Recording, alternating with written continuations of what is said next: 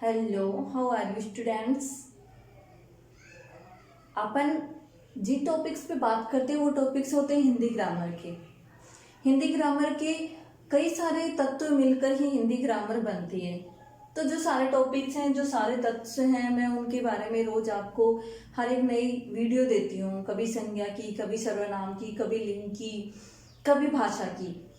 तो इसी के साथ में ये एक इम्पोर्टेंट टॉपिक और लाई मैं आपके लिए आज, ये है क्रिया।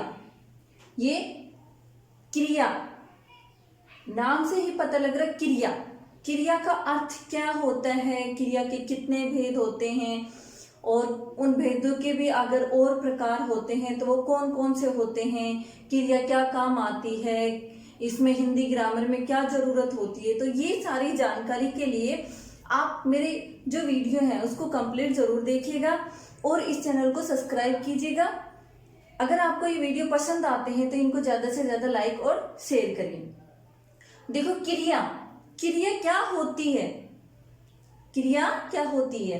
क्रिया यानी इंग्लिश में बोले तो वर्ब। जैसे इंग्लिश में भी हम पढ़ते हैं फर्स्ट, सेकेंड, थर्ड, ठीक है। और हिंदी में भी ऐसे ही 3 होती हैं, बट वो हम पढ़ेंगे टेंस यानी कि काल में। अब हमारे पास में टॉपिक है वो सिर्फ है क्रिया। तो आज हम इतना करेंगे कि क्रिया क्या होती है और क्रिया के भेद कौन कौन से होते हैं, ठीक है। तो सबसे पहले आता है क्रिया का अर्थ। क्रिया का अर्थ क्या होता है? काम का करना या होना। काम का करना या होना पाया जाता है उसे हम क्रिया कहते हैं। इसकी परिभाषा हम ऐसे भी बोल सकते हैं, जिन शब्दों से किसी काम का करना या होना पाया जाता है उसे क्रिया कहते हैं।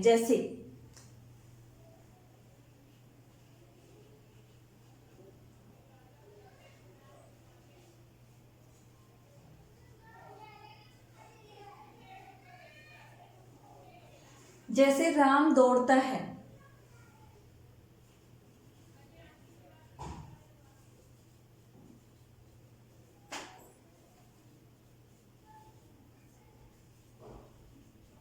सीता खाना खाती है।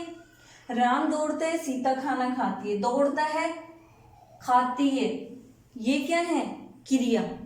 ये जो वर्ड है जिनको मैंने अंडरलाइन की है, ये क्या है? क्रिया। इसके साथ में अब ये क्रिया बनती किससे? तो क्रिया 2 प्रकार से बनती है, 2 शब्दों से बनती है। एक होता है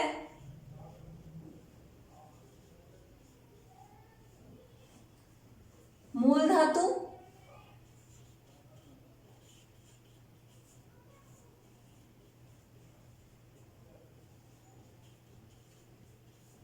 एक होता है मूल धातु शब्द, एक होता है यौगिक शब्द। मूल धातु शब्द, मूल धातु शब्द क्या होते हैं?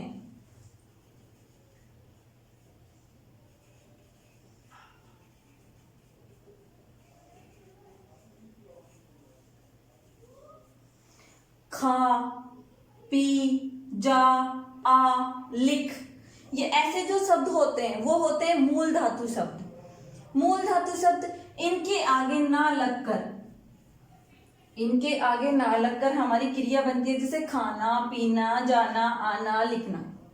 ना लगकर मूल धातु से क्रिया बनती है, यानी मूल धातु जो शब्द होते हैं ये पहले धातु कहलाते हैं, यानी कि मूल धातु, और इनमें अगर हम ना लगा देते हैं तो वो हो जाती है क्रिया। इसी के साथ यौगिक, नाम से ही पता लग रहा है यौगिक, यानी कि किसी के साथ जुड़ी हुई। तो जहां पे प्रत्यय लगता है, जैसे लिख के साथ में आ जुड़ गया, लिखा। इसी तरह चला, इसी तरह खाया।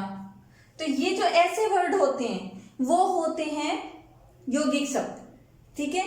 तो मूल धातु और यौगिक शब्द में आपको अंतर पता चला, यानी क्रिया 2 शब्दों से मिलती है, एक मूल धातु शब्द से और एक यौगिक क्रिया से। धातु शब्द होते हैं उनमें ना लगाना पड़ता है और इनमें यौगिक शब्द में प्रत्यय लगाना पड़ता है।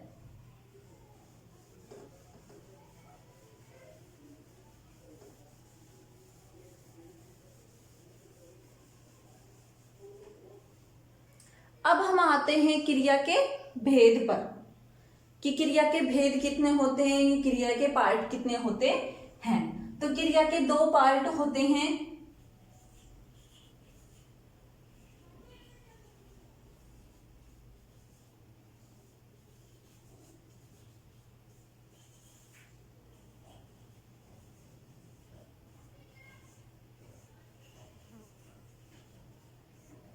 एक होता है सकर्मक क्रिया, एक होता है अकर्मक क्रिया।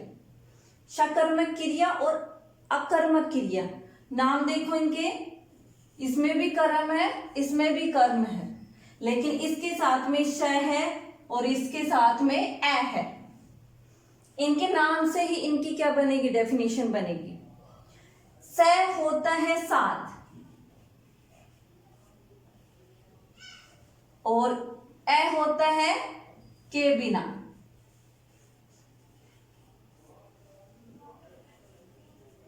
स का मतलब होता है के साथ और ए का मतलब के बिना। अब किसके बिना, आगे क्या है, कर्म, इसके आगे क्या है, कर्म, यानी कर्म के साथ, कर्म के बिना। टॉपिक मिला आपको, इनको सीखने का एक ट्रिक मिला, यानी कर्म के साथ, कर्म के बिना। अब देखो इनकी जो डेफिनेशन आएगी वो आप ऐसे भी बना सकते हो कि जिस क्रिया का प्रभाव कर्म पर पड़ता है, जिस क्रिया का प्रभाव कर्म पर पड़ता है वो सकर्मक क्रिया कहलाती है। या इसको ऐसे बोल सकते हो, जो क्रिया कर्म के साथ में आती है वो सकर्मक क्रिया होती है। और जिस क्रिया का प्रभाव कर्ता पर पड़ता है, कर्ता क्या होता है, करने वाला, एक होता है कर्ता, एक होता है कर्म और एक होती है क्रिया। इन तीनों चीजों से हमारा वाक्य बनता है, इन तीनों चीजों से हमारा वाक्य बनता है।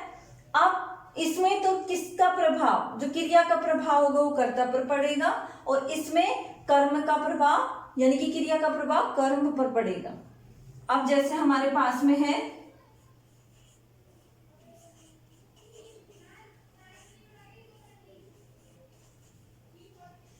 राम दौड़ता है,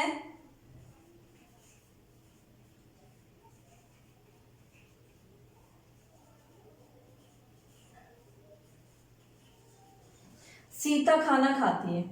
ये क्या है, कर्ता और ये क्रिया,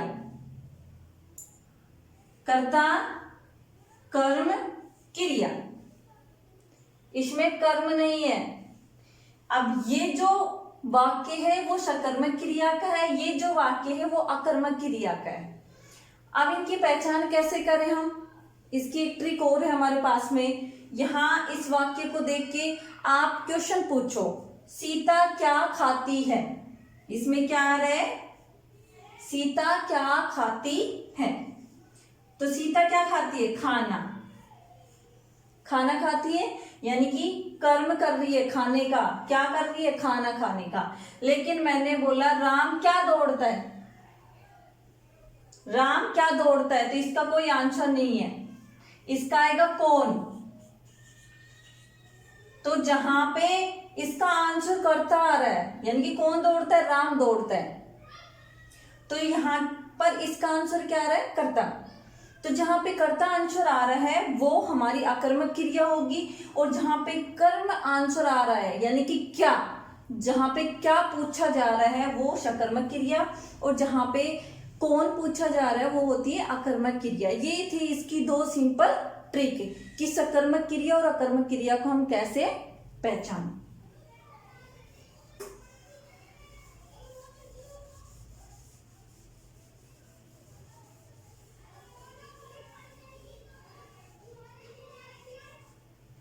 सकर्मक क्रिया और अकर्मक क्रिया को हम कैसे पहचाने, तो समझ में आया सकर्मक क्रिया में क्या से प्रश्न पूछा जाएगा और अकर्मक क्रिया में कौन से प्रश्न पूछा जाएगा।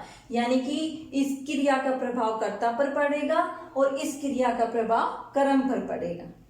ओके, इसी के साथ हमारे पास में सकर्मक क्रिया दो प्रकार की होती है, उसके पार्ट आते हैं। सकर्मक क्रिया के भेद, एक होता है एक कर्मक और दूसरा होता है द्विकर्मक। एक होता है एक कर्मक, एक होता है द्विकर्मक। एक कर्मक यानी कि एक जिसमें एक ही कर्म का प्रभाव पड़े। द्विकर्मक दो कर्म का, एक कर्म और दो कर्म। अब कैसे?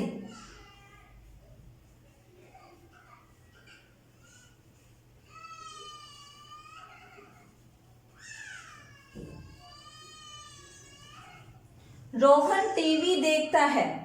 रोहन कर्म कर रहा है, किसका? टीवी देखने का। सकर्मक है। अगर मैं लिखती रोहन देखता है तो अकर्मक हो जाता, लेकिन मैंने लिखा है रोहन टीवी देखता है। यहाँ पे टीवी ना लिख के सीधा देखता लिखती तो अकर्मक हो जाता, लेकिन हम किसके टॉपिक पढ़ रहे हैं? सकर्मक के। ये बात ध्यान में रखना। तो टीवी देखता है, वो कर्म कर रहा है टीवी देखने का, तो टीवी देखता है तो सकर्मक हो गया। और एक ही कर्म है इसमें। अब मैं दूसरा वाक्य इसी का ही लिखती हूं।